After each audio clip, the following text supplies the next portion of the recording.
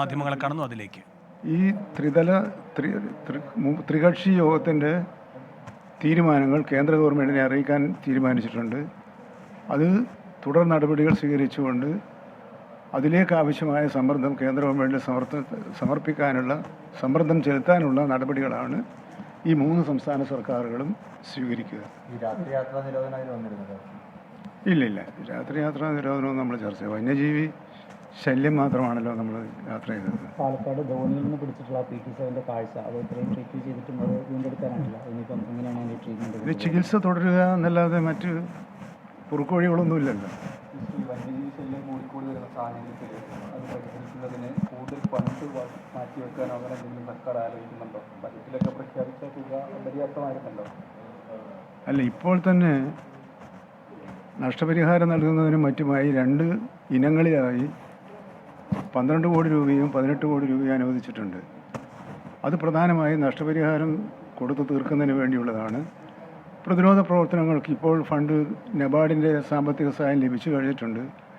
തീരുമാനിച്ച പദ്ധതികൾ സമയബന്ധിതമായി തീർക്കുമ്പോൾ തന്നെ പ്രതിരോധ പ്രവർത്തനങ്ങൾ കൂടുതൽ മെച്ചപ്പെടാനാണ് സാധ്യത എന്നാണ് തോന്നുന്നത്.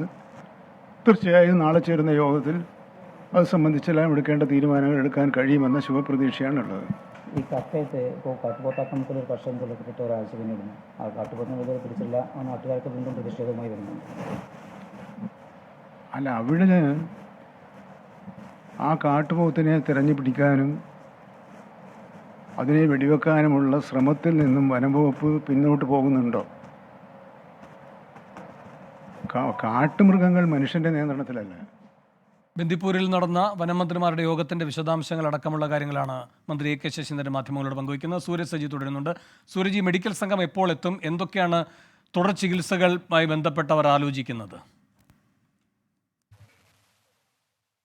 വേണു, 2018 ഈ ആനയ്ക്ക് ഇതേ സമാനമായ രോഗം അന്ന് ഉണ്ടായിരുന്നു. അതും ദഹനപ്രശ്നമായിരുന്നു എന്നുള്ളതാണ് വനംവകുപ്പ് പറയുന്നത്. അന്ന് ആ സമയത്ത് ചെയ്തത് എന്തെന്ന് വെച്ച് കഴിഞ്ഞാൽ ഈ പഴത്തിനകത്ത് ആനയ്ക്ക് ഇതിനു വേണ്ട മരുന്ന് വെച്ച് ആനയ്ക്ക് നൽകുകയായിരുന്നു. അങ്ങനെ ആ പഴം കഴിച്ചതിന് ശേഷമാണ് ആനയുടെ ആ ഒരാഴ്ച നീണ്ടു നിന്ന ദഹനപ്രശ്നങ്ങൾക്കെല്ലാം പരിഹാരം കണ്ടത്. അതുകൊണ്ട് തന്നെ ഇത്തവണയും ഈ മെഡിക്കൽ സംഘം എത്തി നടത്തുന്ന പരിശോധനയെ തുടർന്ന് ആനയ്ക്ക് വിദഗ്ധ ചികിത്സ നൽകുക എന്നുള്ളത് തന്നെയാണ് ആലോചിച്ചിട്ടുള്ളത്.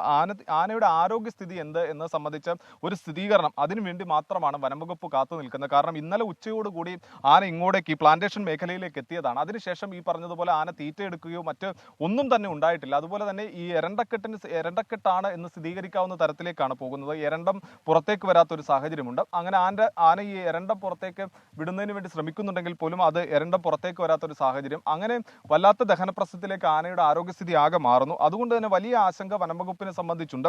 ഈ വെറ്റിനറി ഡോക്ടർമാർ എത്തി നടത്തുന്ന പരിശോധനയിൽ മാത്രമാണ് ഈ തുടർ ചികിത്സ എങ്ങനെയായിരിക്കണം, എത്തരത്തിലായിരിക്കണം എന്ന് സംബന്ധിച്ചെല്ലാം തന്നെ തീരുമാനമാവുകയുള്ളൂ. 2 വെറ്റിനറി ഡോക്ടർമാരുടെ നേതൃത്വത്തിലുള്ള മെഡിക്കൽ സംഘമായിരിക്കും ഇങ്ങോട്ടേക്ക് എത്തുക എന്നുള്ളതാണ് നമുക്ക് ലഭിക്കുന്ന വിവരം. അതുപോലെ തന്നെ വാഴച്ചാൽ DFOയുടെ നേതൃത്വത്തിൽ CCFന് ഉൾപ്പെടെ ഈ വിവരങ്ങൾ കൈമാറിക്കൊണ്ട് ആനയുടെ ആരോഗ്യസ്ഥിതിയെ നിരീക്ഷിക്കുന്നുണ്ട്. കർശന നിരീക്ഷണത്തിലൂടെ ആനയെ മയക്കുവെടി വെച്ച് പിടികൂടേണ്ട ഒരു സാഹചര്യത്തിലേക്ക് അല്ലെങ്കിൽ മയക്കുവെടി വെച്ച് പിടികൂടി ചികിത്സിക്കേണ്ട ഒരു നിലയിലേക്ക് പോയാൽ പോലും അതിന് തയ്യാറാകുന്ന തരത്തിലേക്കാണ് വനംവകുപ്പിന്റെ ഒരുക്കങ്ങൾ. വേണു.